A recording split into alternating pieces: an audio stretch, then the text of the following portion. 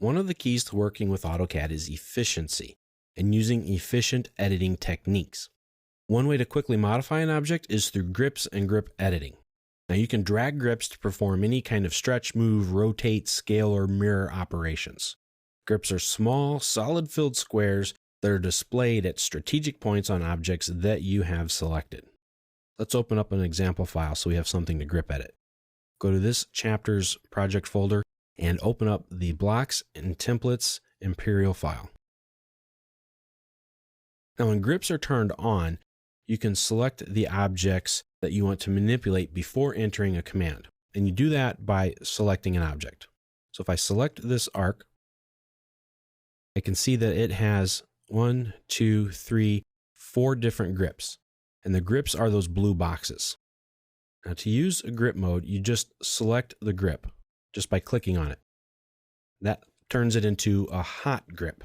It turns red. When I do that, I'm able to manipulate that object in specific different ways. Right now my ortho is turned on, so it's constraining what I do. Essentially, this is executing the stretch command on the endpoint of this arc. I'm going to turn off my ortho. So you can see here I'm moving that vertice or that endpoint of that arc.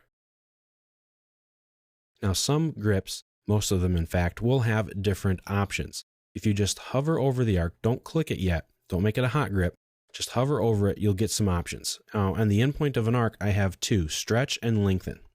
We just saw the stretch, but then the lengthen option allows me to either make the arc longer or shorter. Now I can type in the distance, I can type in an angle, or I can just left click somewhere.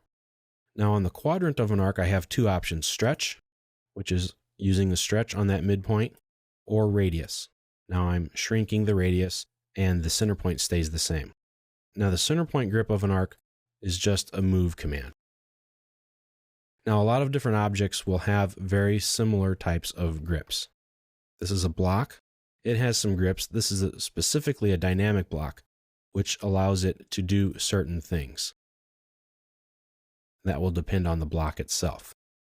If I have a line, I select it, I get my hot grips.